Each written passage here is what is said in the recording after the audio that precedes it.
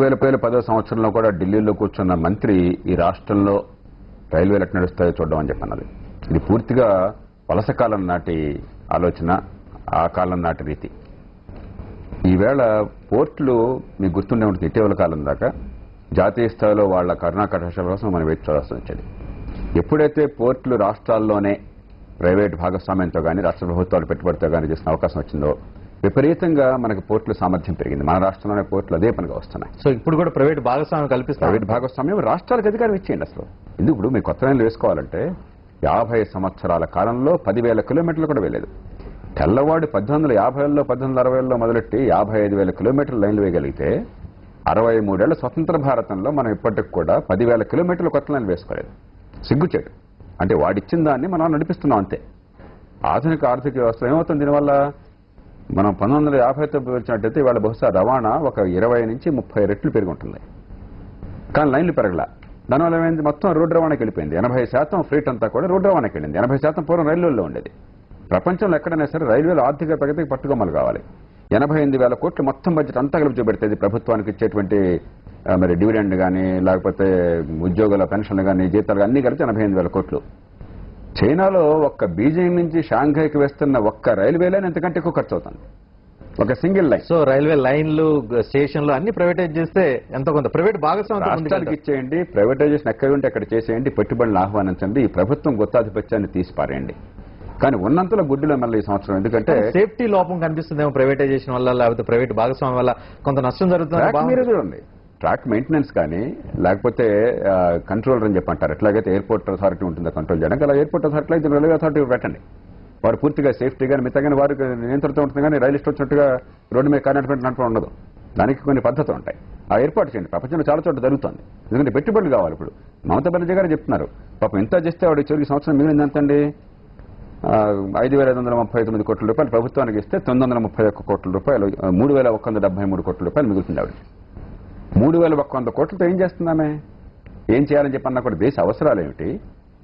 ఇంత విశాలమైన భారతదేశం, 117 కోట్ల మంది ఉన్న భారతదేశం 3,000 కోట్లు అంటే రాష్ట్రంలో ఆర్థిక మంత్రి పదవి చేస్తాడు.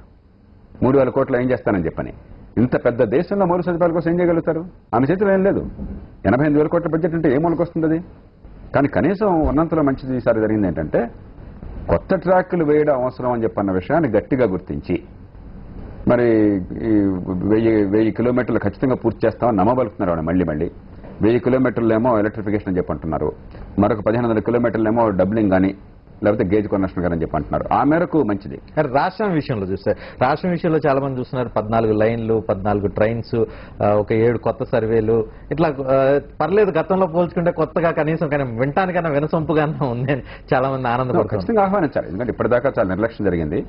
ఏమైందంటే మౌలిక సదుపాయాల శాఖలు బాలు రోడ్ల మంత్రిగా ఉన్నప్పుడు కానీ జాతీయ స్థాయిలో, లేకపోతే ఈ చాలా కాలంగా తమిళనాడు వాళ్ళు ఈ టెలికాం సెక్టర్ను కూడా కొత్తగా తీసుకున్నారు. కాబట్టి రైల్వేలేమో బీహార్ కానీ లేకపోతే బెంగాల్ కానీ కేవలం మా రాష్ట్రం కోసమే అని చెప్పన్నట్టే తప్ప దేశం కోసం ఆలోచించాల.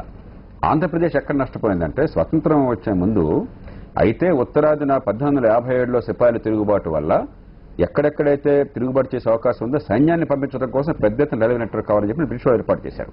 లేకపోతే తీర ప్రాంతాల్లో ఏర్పాటు చేశారు.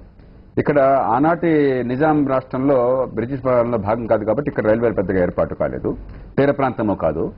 స్వతంత్రం వచ్చిన తర్వాత రైల్వే ఏర్పాటు కాలేదు కాబట్టి ఈ రాష్ట్రం బాగా నష్టపోయింది. అంచేత గత కొద్ది సంవత్సరాలుగా రాజకీయంగా ఎప్పుడైతే పట్టించుకోలేదో మనం తీవ్రంగా రైల్వే కొరత భరించాం. కాబట్టి మీరు వస్తే సర్వేలు చూసినట్టయితే ఈ ప్రభుత్వం చెప్పిన సర్వేలు గత 50 ఏళ్ళుగా చూసినట్టయితే 39 లైన్లు మన రాష్ట్రంలో సర్వే చేశారు. మొత్తం 36,000 కిలోమీటర్ల సర్వేలు చేస్తే లైన్లు, దానిలో 5,500 కిలోమీటర్లు ఆంధ్రప్రదేశ్ ఉన్నాయి. సుమారుగా 6వ వంతు మొత్తం దేశంలో సర్వే చేసిన లైన్లలో 6వ వంతు ఆంధ్రప్రదేశ్ ఉన్నాయి. కాబట్టి వచ్చే 10 ఏళ్లలో 2020 కల్లా 25,000 కిలోమీటర్లు చేస్తామని చెప్పంటున్నారు. ఖచ్చితంగా అది చేపట్టి దానిలో మన వాటా 6వ వంతు వస్తే కనీసం 3,000-4,000 కిలోమీటర్లు అయిపోతుంది. ప్రస్తుతం మనతో ఢిల్లీ నుంచి మా ప్రతినిధి శ్రవణ్ తో కాంగ్రెస్ ఎంపీలు ఉన్నారు కొంతమంది, పొన్నం ప్రభాకర్, హర్ష్ కుమార్.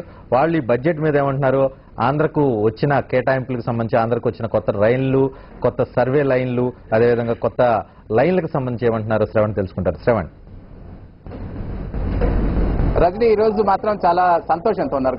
గత 5 సంవత్సరాల పాటు ఆవేదనతో ఉన్న ఎంపీలను, కాంగ్రెస్ ఎంపీలను కానీ ఇతర పార్టీల ఎంపీలను కానీ చూసాం. ఈసారి మాత్రం కాంగ్రెస్ ఎంపీలు ప్రధానంగా వాళ్ళు అయితే సంతోషం వ్యక్తమవుతోంది. చాలా ట్రైన్స్ వచ్చాయని, కొత్త లైన్స్, ఇతరత్ర చాలా ప్రోగ్రామ్స్ వచ్చాయంటున్నారు. సో వాళ్ళ నుంచి అడిగి తెలుసుకుందాం వాళ్ళ సక్సెస్ రహస్యం ఏమిటో. సో మొత్తం మీద ఈ బడ్జెట్ ని ఎట్లా చూస్తున్నారు? 5 సార్లు చాలా ఆవేదనతో ఉన్నారు, ఈసారి ఎట్లా చూస్తున్నారు?